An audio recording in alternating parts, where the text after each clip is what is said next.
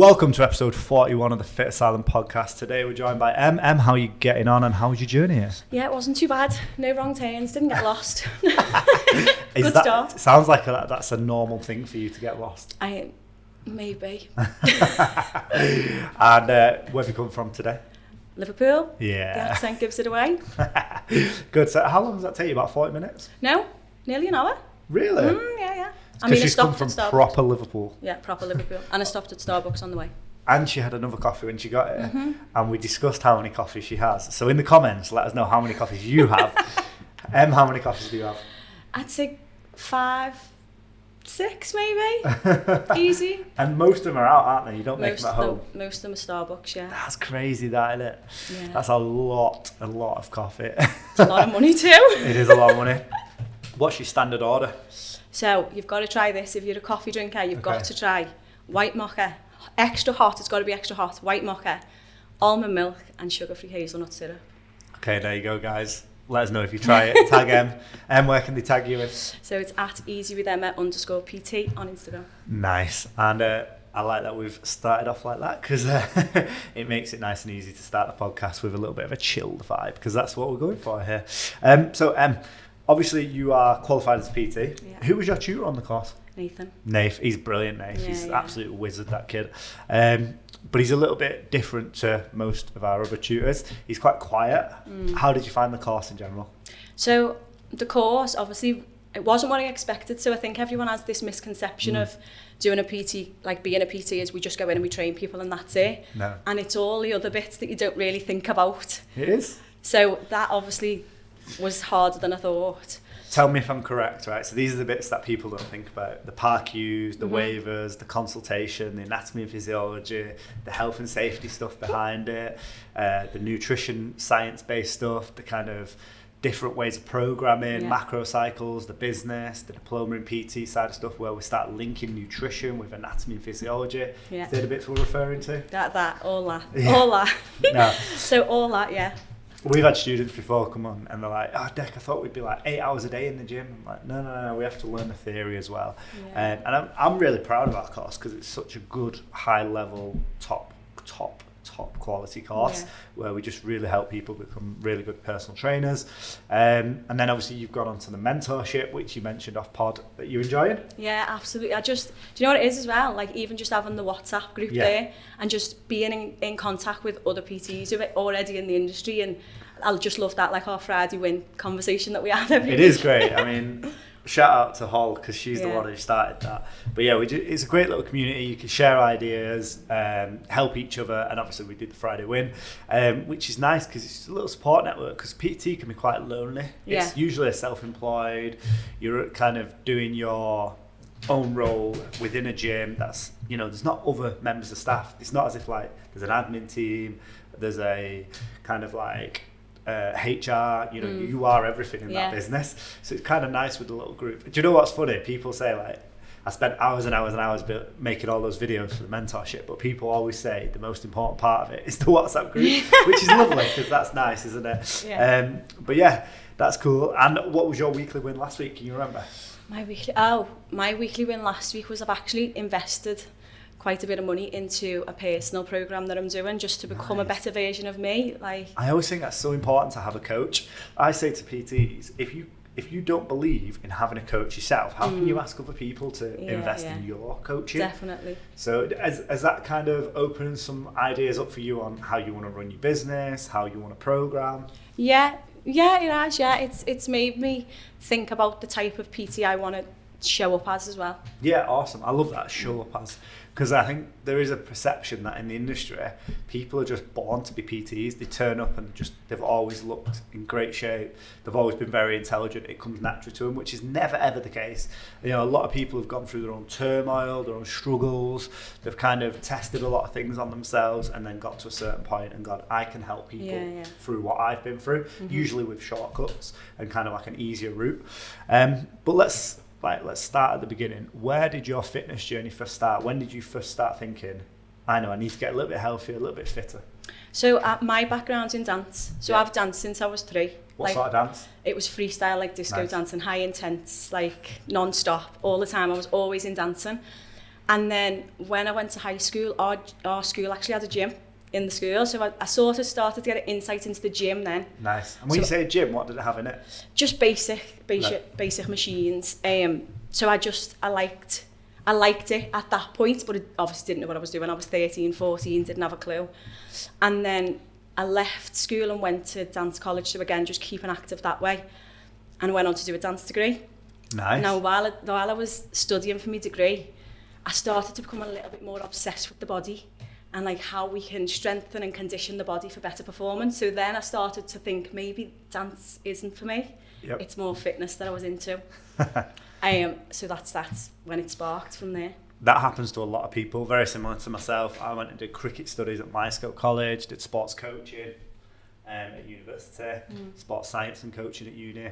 And then obviously I'd already qualified as a PT before that as kind of like a side hustle. And then in the end it just became my own job, which is crazy.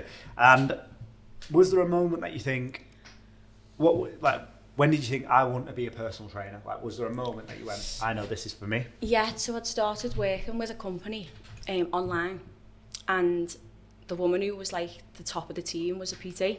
Yeah.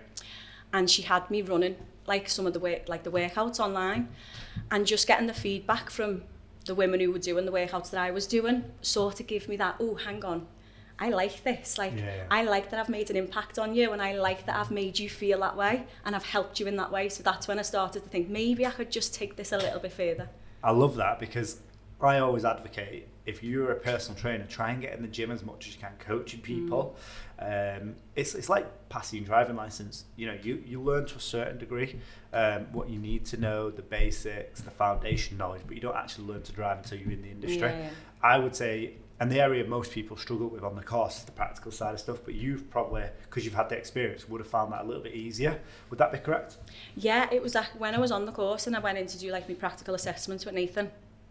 Like getting the feedback even from Nathan sort of gave me that little bit more of self-belief. I was like, oh, hang on, I actually am good at this. Like, I actually can do this. I get a lot of PTs, they have imposter syndrome. Yeah. They always think this person's better than me, that person's better than me. But what we find quite a lot, and I know it sounds really arrogant, but we end up qualifying a PT, and I'm thinking of 2 or 3 that have qualified recently, and they've gone in and they're really intimidated by the other PTs, and then they've come back to me and gone, actually, Dec, I'm the best PT in the gym. And I'm like, oh, right, that's not a surprise to me. Yeah. Because you've really worked really hard. Like, you'll see some students that work really hard on it. Like, we had one student who he would come up to my gym when I had it at the time, and he would come and watch all the other coaches, make notes, he'd come and join in the sessions. Like, he just loves the industry, and that's different. You know, that approach doesn't work for everyone, but it works for some. And I think there's definitely, you know, a scope out there for better PTs. I always think, you know, if we can carry on qualifying higher skilled, higher technicians within the industry, it's only going to make it better, because the crazy stat is only 14% of the UK have gym memberships, and I think something like only 8% of them use it. Wow. So, you know, I think we're one of the lower countries in terms of the scale of people who go to the gym.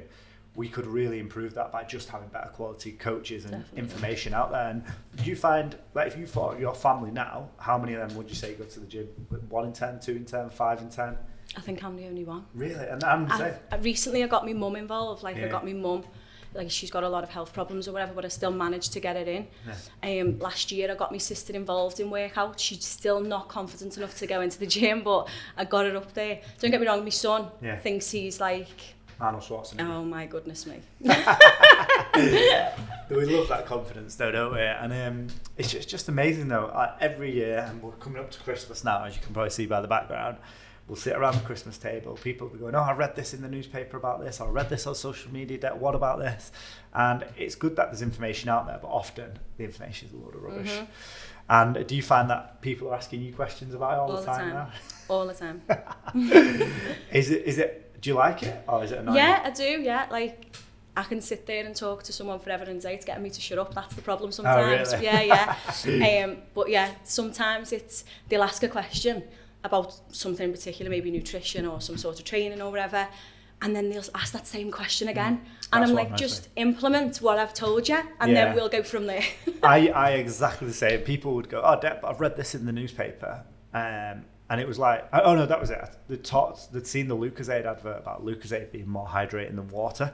And I said to them, like, they kept going, no, you must be wrong. Lucozade wouldn't lie. An advert wouldn't lie to me. And I was like, yeah, but think about who's paid for that study. Lucozade have paid for that study. They've paid for that outcome that they want. And I said to them, like, you need to think about stuff a little bit objectively and kind of do your own research. And they just don't want to, do they? But it does frustrate me. But now I kind of see it in a different light. I probably need to show them. Like, I need to teach them a little bit better. So that's what I've tried to do recently. So like, if someone came to me with that argument again now, I'd probably try and show them a study that, you know, disproved it, or kind of show my point of view. Because I always think as teachers, which is what we are as personal trainers, we want to kind of just help people as much as we can. But I still think the scope for personal trainers is so big. Like, so many people, you know, live unhealthy lifestyles, unfortunately. And you know, you don't have to live the most healthy lifestyle, but just have a little bit of conscious awareness about it is really important. It's just making those healthier habits, isn't it? Like changing those unhealthy habits to create healthier ones. And I think as PTs, that's what we do. Like, 100%. When did you qualify? Can you remember when? I qualified a long time before I became active. Yes. Because the course was a bit extended for me. I went through quite a hard time with family issues.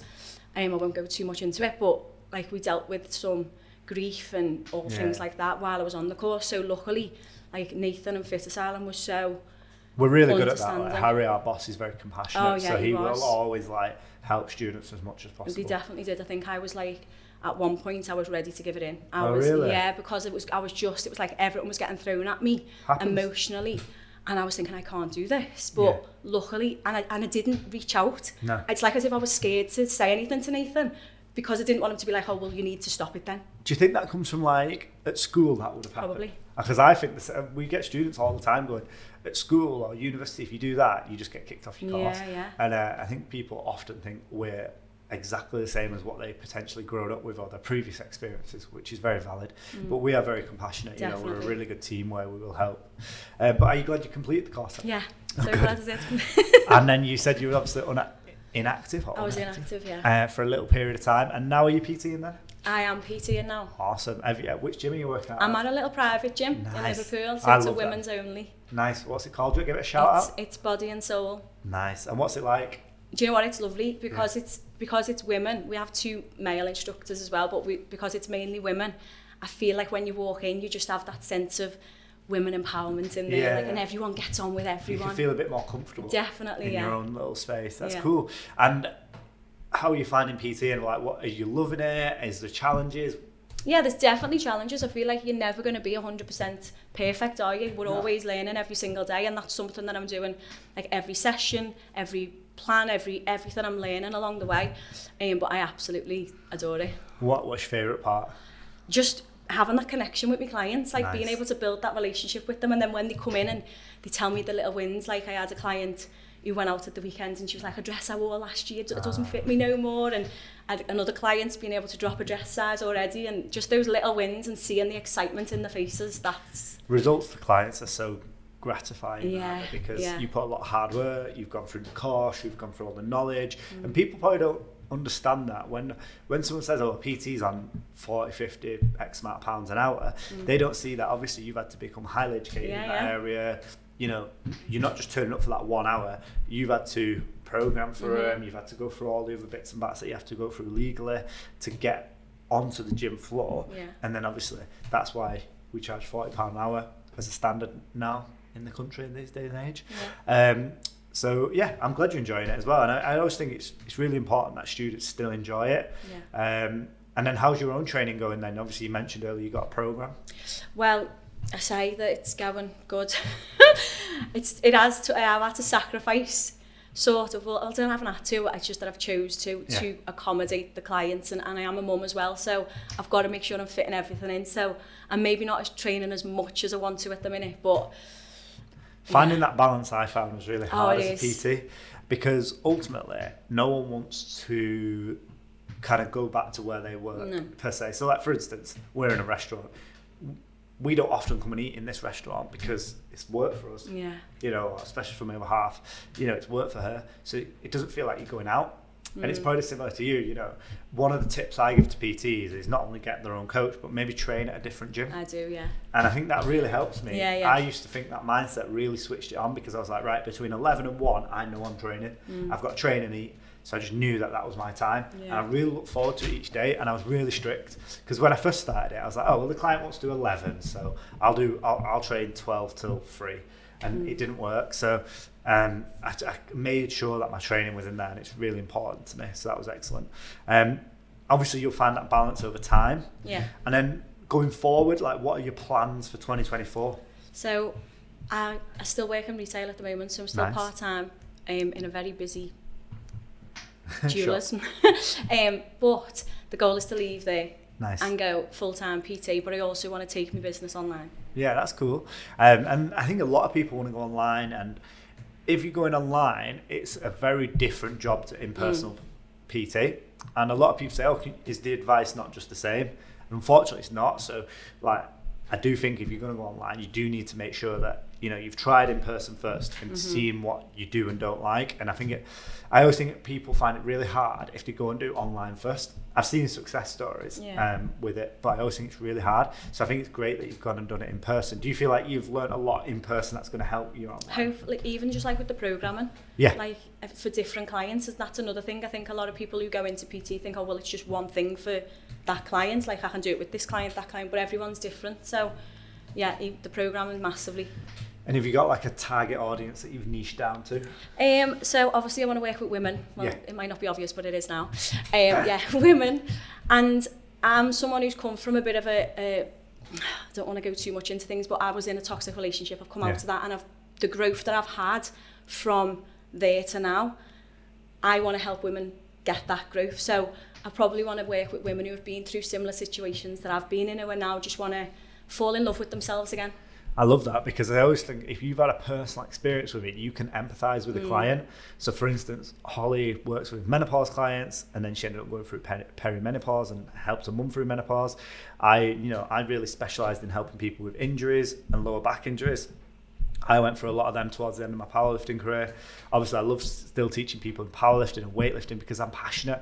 And I always think if you're a PT listening to this now, think about what are you Googling? What are you constantly listening to? Podcasts, YouTube, videos, audiobooks. What are you constantly kind of like spending most of your time with? Because that's what you're passionate about. That's what I was just about to say. If you're passionate about it, you're going to show up differently for it. 100%, yeah, and you're going to really enjoy it. I remember I got to a stage where I was really not enjoying certain parts of PT, where I was working with general pop clients, and I was very thankful that I had the option to kind of go, right, no, I don't need any more clients. I've got enough to pay my mortgage, etc., etc.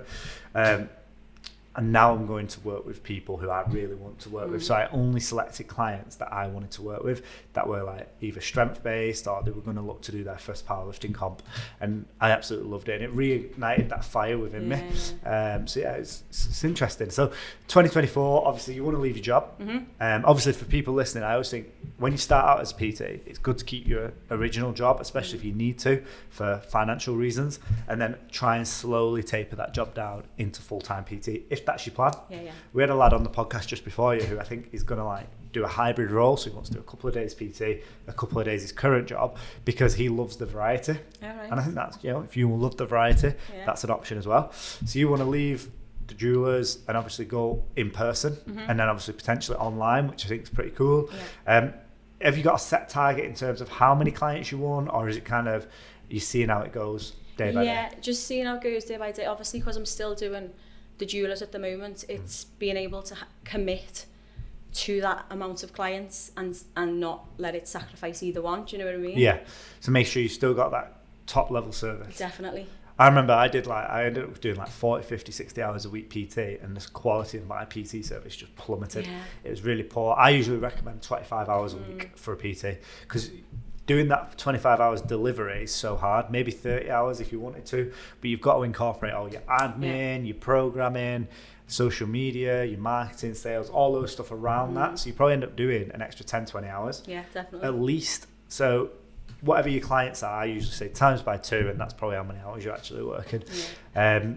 Awesome. And then what have you got any like really grand, big, long-term plans? Like, are you looking to open up a little gym? Are you looking to like do supplements? Yeah. What does So it look like? I want to. If I'm talking like the big massive goal, Yeah. I've always wanted to have like my own sort of organisation, like my own place for women to go. Nice. Obviously, because I want to work with women who have been through that sort of situation that I found myself in, to go and have everything in one place. So Nice. I want them to have like the PT in there and then mindset stuff, and because I'd love the combination of the PT and the Like mindset. psychology. Like, yeah, definitely. Nice. And then that's something that you're obviously very passionate about. Yeah. And I think if you've got that passion, you can usually make it happen if you really want it enough. Have you got any plans on further education? Because obviously you've delved into further education by just signing up to the mentorship. Yeah. Is there anything else you've got any plans for going forward? I actually won my mentorship place. I remember actually. Do you know what? When I entered it, I was thinking, there's no way Yeah. I'm winning that. And that was what pushed me to get active as a PT. Oh really? Yeah. That's good. We love because that. I thought it's just going to waste. Yeah. So, so further education, like I said, I don't think we ever stop learning. I don't think we'll ever stop learning. So Did you say you listened to a podcast on the way up here? I was listening to an audible called Compound Effect. Nice. You read it? Yeah. Love it. It's a very good one. And obviously compound lifts, compound effects. You start to understand the term compound a little bit more. Definitely. Obviously, I put loads of books in there. Oh no, I put one book in there the other day, didn't I? I'm going to put some more books in there over the next few weeks, especially over Christmas. But do you have like a favourite book? It could be audio or not. At the minute, I'm loving that. Really? Yeah, because as you say, it's not just obviously what he talks about, like he's talking about all different areas of your life, but as a PT, you can relate it a lot to what you're doing. It's funny because they talk about compounding effects in investments, they talk about it in training, they talk about it in lifestyle habits, they talk about it in mentality, they talk about it in sport, they talk about all sorts of stuff, and it's always to do with the compound effect. So it is really important if you can understand that principle, that you'll see it affect many areas of your life, which is pretty cool. And in terms of yourself, have you got any plans for your own training? Obviously, you've got a coach, you're going to try and find a bit of a better balance, but is there anything you want to do with your training going forward in the future? Is it, you've got any like lofty goals, like some people like I want to run a marathon or run a certain distance, step on stage as a competitive bodybuilder? I always said I'd love to step on stage, but I wanted to do that before I was 30. And we've gone past that. So, as much as I don't admit it, I always say if anyone asks me age, I identify as 21. So, maybe, I don't know, maybe even just doing the training just to push my body to its limits, just to see how far I can actually take myself and challenge myself in that way. That's cool. That could be a goal. And then once you set a goal, are you someone who's like really dedicated towards it? Like you need to put 100 million% in? And yeah, if I get really obsessed on it, then yeah.